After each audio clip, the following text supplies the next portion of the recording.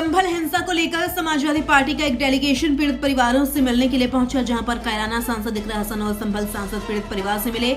Samajwadi party की ओर से पीड़ित परिवारों को 5-5 लाख रुपए के चेक प्रदान किए गए। संभल में पीड़ित परिवारों से मिलकर सपा सांसद इकरा हसन बोली, हमने कई बार यहां आने की कोशिश की लेकिन बार बार हमको रोका गया।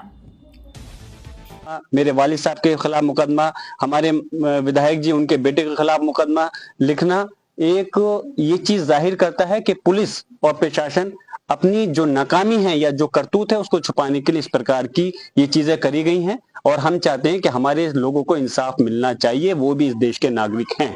आप स्थानीय सांसद हैं, आपको इतना समय क्यों लग गया अपने इलाके में आने में? मैं गुजारिश करूंगा कि काश आप ये भी दिखाते अपने चैनल पर कि जिस प्रकार से यहाँ पे लोगों की जान ली गई है उनके खिलाफ क्यों कार्रवाई नहीं की गई। आप ये सवाल पुलिस प्रशासन से और सरकार से करते तो मुझे खुशी होती। आप इस देश का चौथा स्तंभ हो।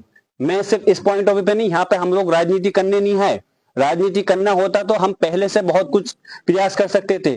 माननीय राष्ट्रीय अध्यक्ष अखिलेश यादव जी ने पहले ही डेलीगेशन बनाया था। शायद आप लोगों को मालूम होगा, हमने 3 बार प्रयास किया आने का, लेकिन हमको रोक दिया गया। पहला प्रयास किया तो 3 दिन की, माननीय माता प्रसाद पांडे जी ने कहा था 3 दिन की कहीं डीजीपी जो उत्तर प्रदेश है कि 3 दिन के बाद चले आइए। फिर हमने फिर से राष्ट्रीय अध्यक्ष जी ने एक डेलीगेशन बनाया, फिर आने का प्रयास किया तो हम लोगों को लखनऊ, दिल्ली, जगह जगह मुख्तलिफ जगह पर रोक दिया गया।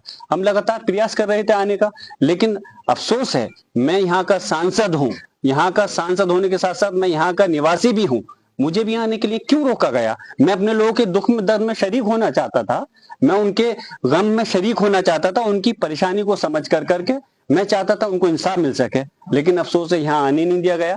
लेकिन खैर कोई बात नहीं, आज हम हाजिर हुए हैं और हम और हमारी पूरी पार्टी चाहती है कि संभल के लोगों को इंसाफ मिलना चाहिए। जो उनके साथ ज्यादती हुई है, जो जुल्म हुआ है, उसके खिलाफ आवाज उठनी चाहिए। उनका सेशन चल रहा था, वहां पर मौजूद थे और उसके बाद से उन पर लगातार कभी बिजली चोरी का, कभी किसी और तरीके का, ये जो सरकार है भाजपा की, इनकी यही नीति रही है कि विपक्ष के जो भी लोग हैं उन पर झूठे मुकदमे लगाकर उनकी आवाज को रोका जाए। तो ये उसी के तहत है। 2 करोड़ का एक दिन में तो मुकदमा नहीं बन सकता। इतने दिन से क्यों नहीं उन पर तहकीकात की गई? अगर ऐसा कुछ सच्चाई थी तो हमें लगता है ये सब बिल्कुल झूठ है, बेबुनियाद है और सिर्फ यहाँ की आवाज को रोकने के लिए, पार्टी को परेशान करने के लिए, पार्टी के लोगों को प्रताड़ित करने के लिए ये सब किया। लेकिन कुछ लोग कह रहे हैं कि आप 40 दिन से नहीं आई, 24 नवंबर को हिंसा हुआ, उसके बाद आज सांसद जी पहुंचे हैं यहाँ पे। जी, हम लोग 2 बार प्रयास कर चुके हैं, हमें रोका गया था। आज भी हम बड़ी मुश्किल से गाड़ियां बदल कर यहाँ पर पहुंचे हैं।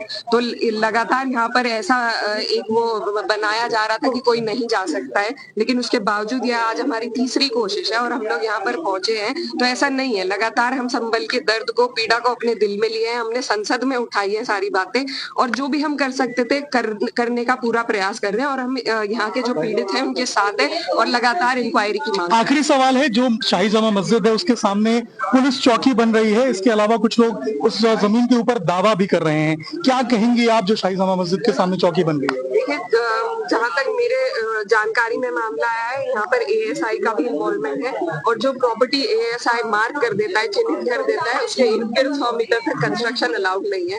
तो उसके बावजूद यहाँ पर प्रशासन अगर जोर जबरदस्ती से वहाँ चौकी बनाकर एक दबदबा और एक डर का माहौल पैदा करना चाह रहे हैं तो वो गलत है, वो नहीं होना चाहिए। सही कानून के तहत उस प्रॉपर्टी की जांच होकर वहाँ पर रोक रुकाव करनी चाहिए। बिल्कुल।